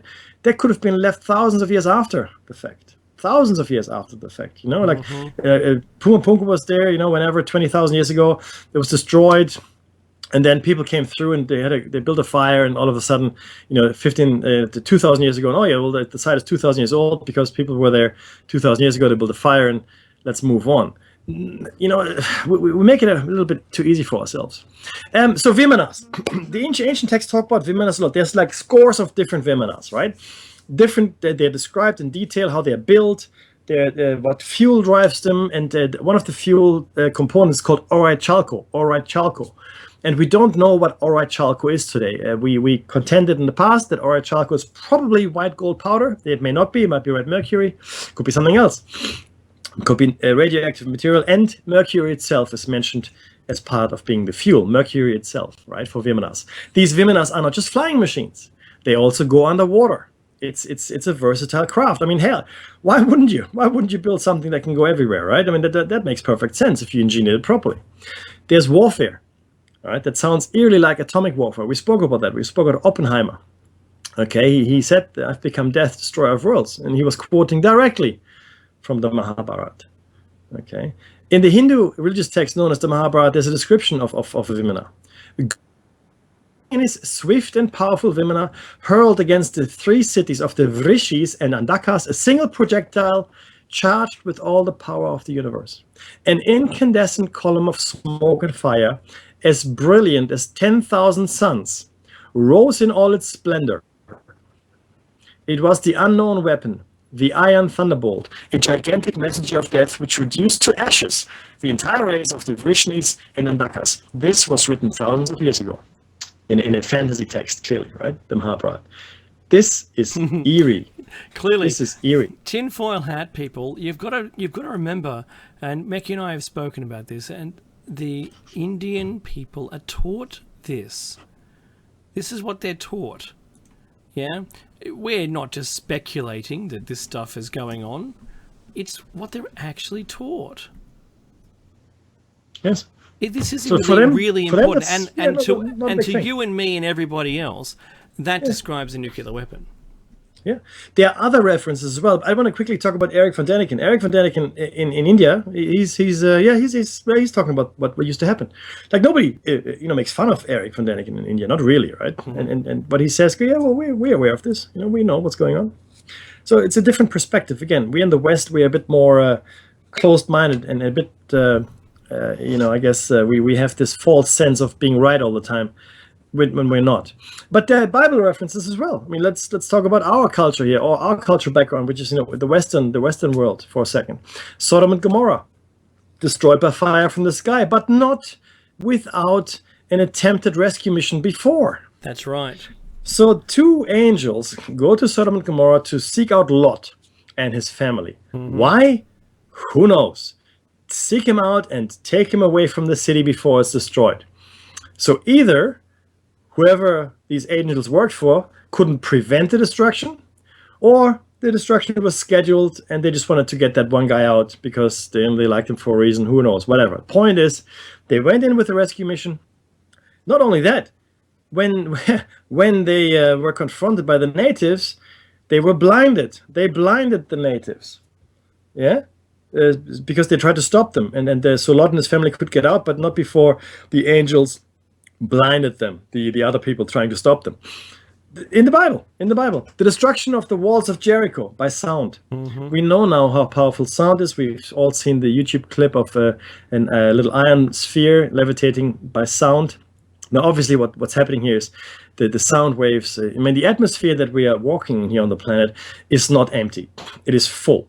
Right? So it's a soup, like water. I mean, water is a condensed atmosphere, if you will. But essentially, look, you go through water, you swim in water, you get it's there because we've been born into air. We live in air. We aren't really aware of the air until it's gone, and then you're very aware. Trust me on that. But the point is that there are particles all around us all the time: atoms, molecules, air, gases, all that stuff. And as you project sound through it, you can create waves within the air. That's what we hear. And they can take, obviously, enough physical strength to then form and levitate, but also, obviously, to destroy. And clearly, that's what happened in Jericho. The engineer Joseph F. Blumrich, a NASA engineer, built Ezekiel's wheels within a wheels vehicle, as described in the Bible, and he patented it. Okay? Joseph F. Blumrich. The Ark of the Covenant was built and turned out to produce an electric charge. It was built to measure exactly how the Bible says you should build it. And you can go to the HudgsonEffect.ca, HudgsonEffect.ca, www.HudgsonEffect.ca. Dave, megalithic structures, they're all around the world. Pacific Islands, South American jungles, mountains, underwater, off the coast of Florida, off the coast of Japan, off the coast of India, everywhere in Europe, in the Americas, everywhere we have these megalithic structures. And we spoke about this at length last time. I think that's the show where we didn't get cut. But essentially these stones, why? The question has to be why? Why build with these stones? We could build like this today. We can build big buildings like that today. We would never build them like that. It's too hard. It's not economical. We use concrete, or we use prefab, or we use little bricks, right? That's what we use, or even larger bricks. But we would never use the stones they used. We would never use 1,000-ton stones like in Baalbek. We wouldn't use a 1,000-ton stone to build a foundation for anything. That's insane. The stones they cut to size in South America in these walls. There's one stone that has 32 angles, 32 sides, and they all fit to other stones, all of them, perfectly. No cement, no mortar, nothing. And it fits today. It hasn't moved today. We don't even know how long it's been there. Not really. Okay. But why would we the Sphinx? All right, Puma Punku, Machu Picchu again. But Dave mentioned earlier, it's isolated. It's why? Why do any of this? Yes, obviously someone did. Clearly, it's there. The question must be why? Is it just you can't do it? Is it to show up? To show us up, to show off, or is it, well, no, that's just how we do things. We don't think much of it because we can. That level of sophistication, that level of technical know-how is astounding and very impressive. Because, they look at us, for example, they look at the tall buildings we build. Why would you do? Well, because that's what we like to do. We build it. I know in Dubai and look at Manhattan, that's just, massive constructions, very impressive, right? Why do it? Oh, well, because we can. We don't think about it. It's just something we do. And maybe similarly, these guys, they built the pyramids because they could. They moved the 1,000-ton stone blocks because that's how they did things. Because for them it's easy. Because their technology might have gone a different way to us. They might be thinking about life in a completely different way, right? Clearly, because it's we would not do it that way. We simply would not do it. The next bit. Dave, we've collated here a number of odd ancient tech and artifacts, and not just ancient, but also in more recent times. And it's really important for us to remember one thing. When a civilization dies, let's take the Roman Empire, for example, right? The Roman Empire reached a pretty sophisticated level of technology. They had concrete, and I'm going to talk about that as well here, that is better than ours. They had, irrigation. They had plows. They were the road builders of Europe, right? A lot of the roads today are built on old Roman roads. In fact, a lot of the cities in Europe still have Roman cobblestone and Roman, installations. So they were pretty crafty. They were pretty handy. They did a lot of good things. But eventually, they succumbed to lead poisoning or the, invasion of the barbarians, whatever the story is, and then they were gone.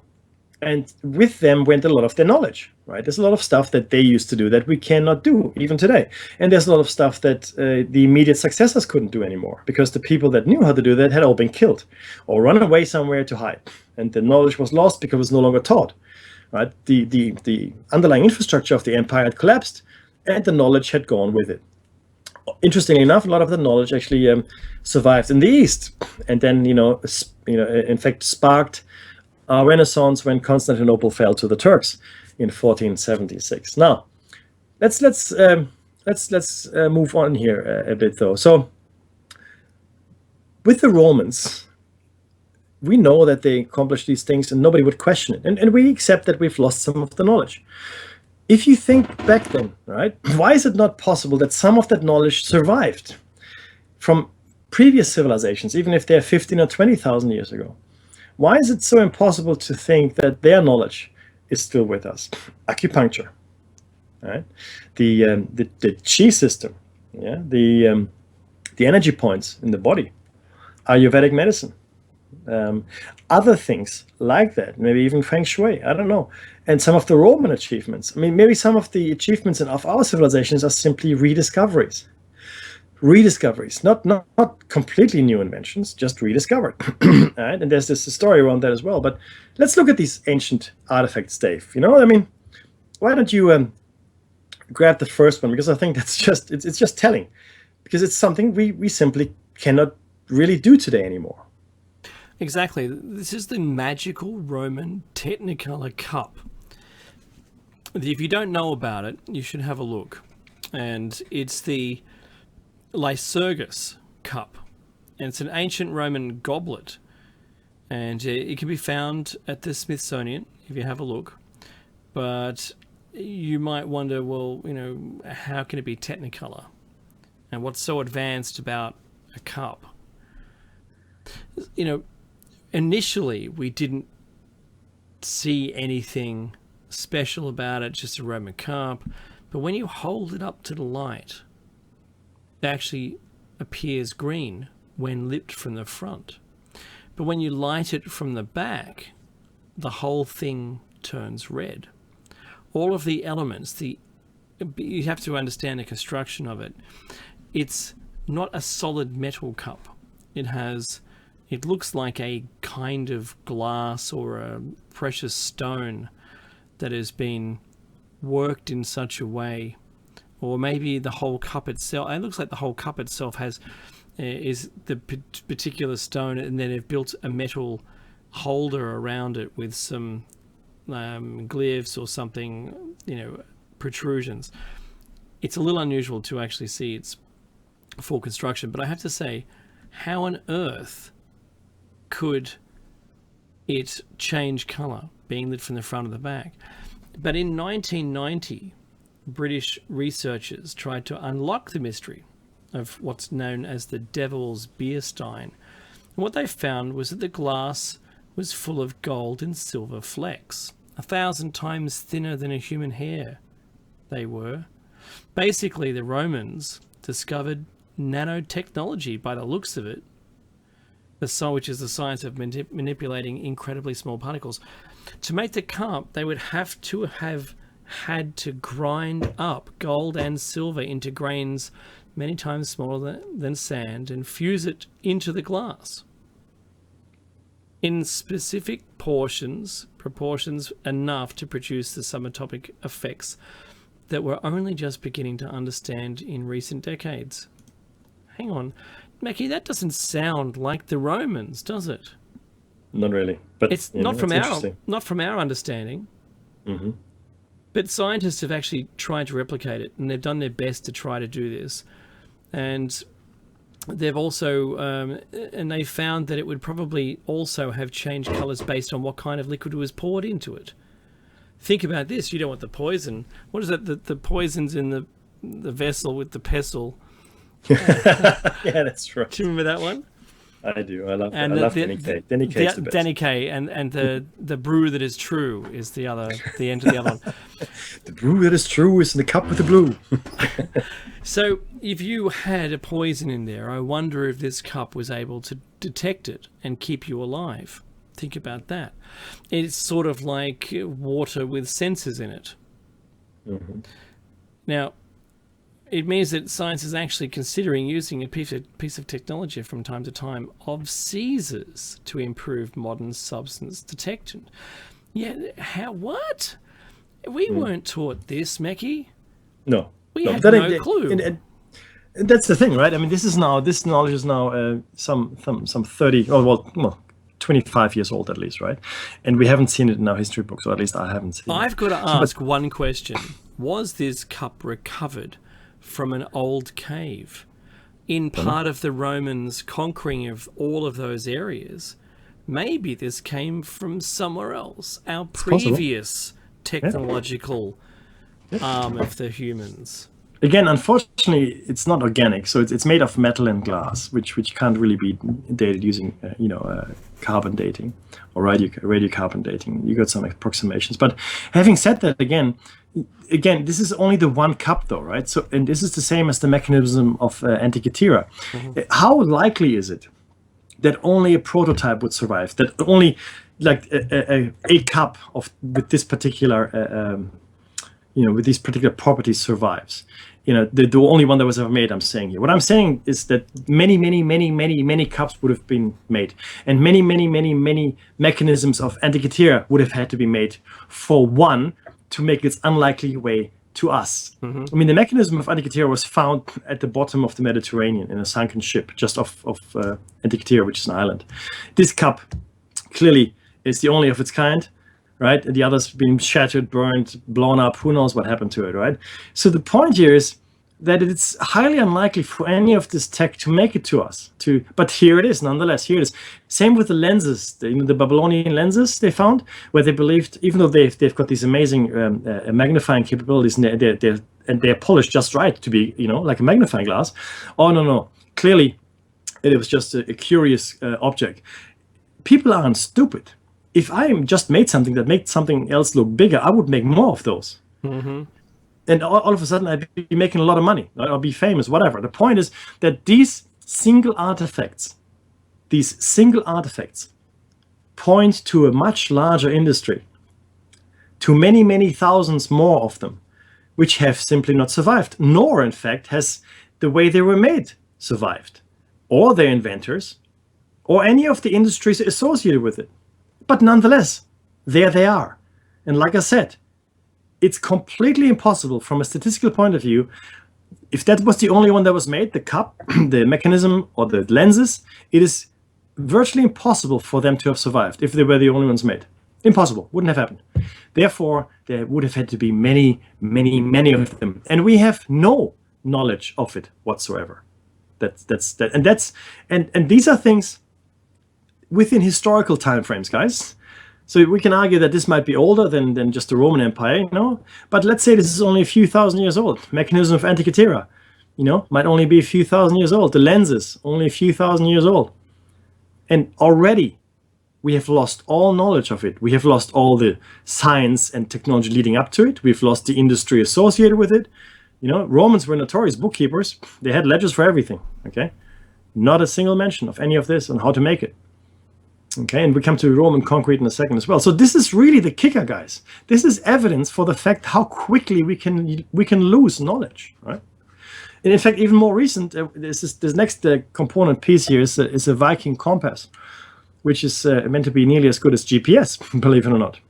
Now, obviously, it was very tricky to navigate the ancient time in the oceans in olden times. And in fact, the way I was taught in history class that the ancient, or not the ancients, but certainly the people 2,000 years, 3,000, even 1,500 years ago, the way they did it was by sticking close to the coastline. They would just cruise along the coastline, because once you lost sight of the coast, you'd be lost because you wouldn't know. You can't determine where you are. You just don't know how to do it. You can't do it unless you get a really good watch, which they didn't have at the time. It was really, really tough. And scientists were puzzled about how the Vikings were consistently able to travel in a totally straight line from Norway to Greenland and back, which is 1,600 miles, which is about 3,500 kilometers, which is pretty far, while the rest of the world was roaring around in circles, more or less. I mean, the Chinese were pretty good. Then in 1948, and again, you haven't heard about this, I'm sure. In 1948, they found an ancient Viking artifact under an 11th century convent and concluded it was a shockingly advanced compass.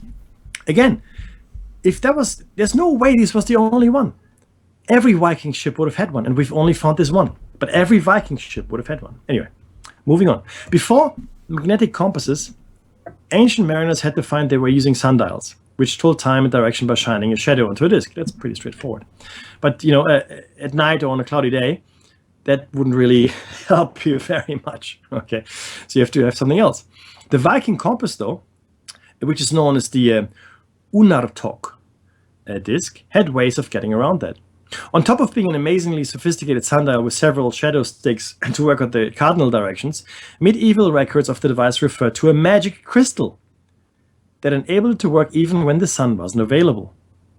The Norse sagas mention a mysterious sunstone, a magical stone which showed sailors the road, if you will, when the sun disappeared. Now, whenever people talk about magic, that means they don't understand it. So is this a remembered technology or something they came up with themselves, or simply something they found somewhere when they were looting everybody else? Do you know what I mean? Maybe they found like a whole stash of this stuff somewhere. Researchers today believe that a certain kind of crystal placed in the device could have created a pattern on the disk when exposed to even dim light, so candlelight or something like that, right? Which they could have used to find their way. Now researchers say the stone is real and it's a special crystal. One of the reasons why the existence of sunstones have long been disputed is because they are contained in the sagas of Saint Olaf, a tale with many other magical elements. Now, in my book, that doesn't necessarily mean that it's wrong. It would actually lead more credence, but it's just me. However, this has changed. And now sunstones can no longer be considered just a myth. Archaeologists have discovered a special crystal that suggests legendary Viking sunstones did exist in reality. Upon testing, scientists found less than 4 degrees of error. Less than 4 degrees of error, which is comparable to modern compasses. Even with these results, we still don't know everything about the compass, or even if it was maybe even more accurate, since half of it was missing when we uncovered it. In any case, we can confidently state that ancient Vikings at least had Apple map speed. Think about that, guys. Wow. Okay, so this next one is, and this has gotten me hooked. Hook, line, and sinker, Mekki, this one. Massive drills and natural gas pipelines in ancient China. Salt was a highly valuable resource in the ancient world, both as a preservative, because it was used every day, everywhere, before refrigeration, and as the only weapon keeping the slug people away. The slugs, you put that around your garden, salt. But when you live in a country as big as China, you can't necessarily make a trip out to the beach to collect some salt water, because if you just evaporate salt water, you get salt. Because because Woolworths, Safeway, Aldi wouldn't be invented for another couple of thousand years, the Chinese had no choice but to dig down into the ground in search of that savoury white gold. And not the white powdered gold, actual salt. Sodium. And we don't mean they were really good with shovels. The Chinese invented a huge drill consisting of a length of bamboo with an iron bit at the end, which several men would use to excavate deep wells into the earth. They may have looked comically unsafe. And see all the old footage from the early 1900s with the steam engines you might see in our industrial revolution. But by the 3rd century, their salt wells reached down as far as 460 feet into the ground. Their drilling methods weren't just ingenious, they were also sophisticated. They designed a whole catalogue of drill tips for different circumstances, even had a protocol for repairing cave-ins underground from the safety of the surface. Wow. Mm-hmm. These boreholes also released methane pockets and were also dubbed fire wells because you can light methane. But an initially explosive problem became an asset to the Chinese realized they could use this natural gas to power their prehistoric appliances. They transported the gas through far-reaching series of bamboo pipelines which would carry both the salt water and the gas. Great distances, including under roads. Sure, we would have natural gas pipelines in the modern world too, but we don't have a tap that pours hot and cold running salt. The point is ancient China. Mm-hmm. How extraordinary. Right. There's a picture here of a mine, drilling equipment, which looks sort of reminiscent to an oil well, and also several different kinds of tips that were used to, drill down through it. I know today they have, there's dirt drills, and there's hard rock or granite drills. There's all different kinds of drill bits, and they've got to be replaced all the time. I think that's extraordinary. See, Mekki, this is the history that we're not taught. Correct. You're absolutely right. And the point here is, excuse me, we have this belief that in the West, we're the pinnacle. We've done so much. Not really. And what Dave and I want to also show you is that the ancient civilizations, as they exist on this planet, the oldest ones, the Indians and the Chinese, the surviving ones, have a lot of knowledge that we didn't have at that time, right? And while some of it might very well be, like homegrown ingenious stuff, some of it, is my contention, would have been probably inherited or found yet again, right? Potentially from the many, many, many books that have been destroyed since now and then. We know that the Library of Alexandria had potentially hundreds of thousands of books that were destroyed, and other cities. Who knows what was lost in Constantinople? In Carthage. We just don't know how much we lost. We cannot know how much we lost. The writings of the Egyptians. These are just cultures we know. How many more cuneiform tablets were destroyed? How it's trampled underfoot by horses. Who knows? Mm-hmm. But we lost a lot of knowledge, but not all of it. And certainly the Vatican Library should have a lot. I'm sure Tibetan monasteries have them locked up somewhere. Other places in the world have ancient knowledge locked up. I'm sure that's still the case. But it's astounding if you think about how much we probably lost in the course of our history. Okay, and that's just recent history. I think we've got time for one more, and then yes, we will. One more, and then it'll probably be the end of the hour. Again, this is show number 250, in case you didn't listen earlier. Ancient metal plating, and that may still be better than ours. The antediluvians had technologies that matched our own.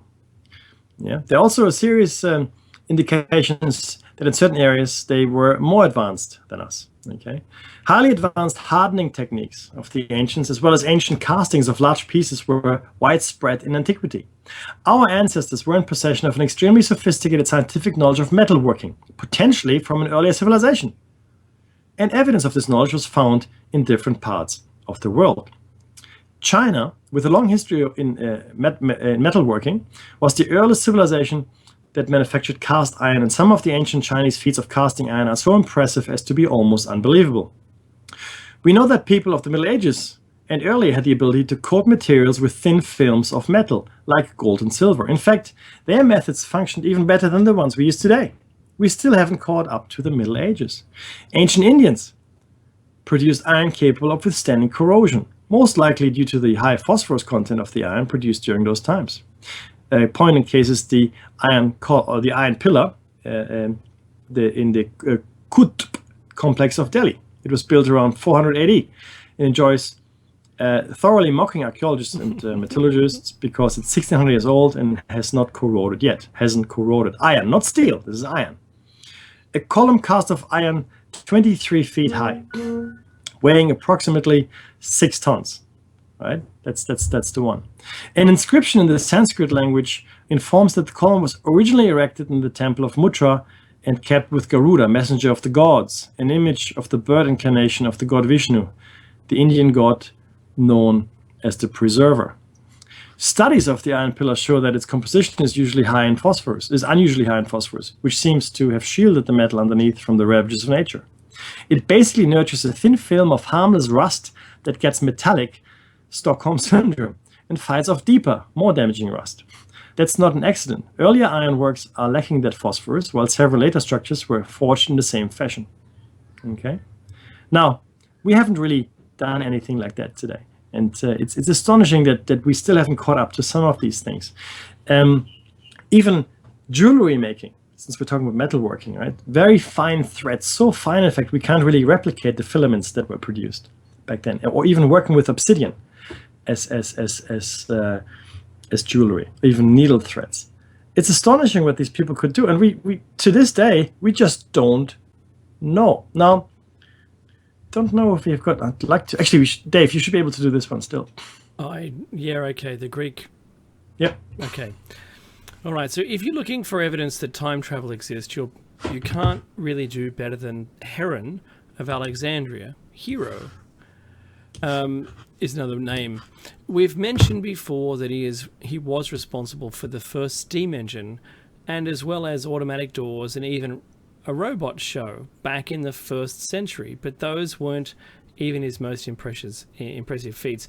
Researchers now credit him for the first programmable robot. It might seem silly to call what Hero were apparently nasty, built a robot, considering it was a wooden 3-wheeled cart powered by string instead of electricity, but using a system of timed weights and pulleys. The thing could move by itself, turn corners, and hopefully, navigate around people. Despite its crudeness, computer scientists say that it's basically the way that all robots operate. It's just Hero's string of code were literal strings.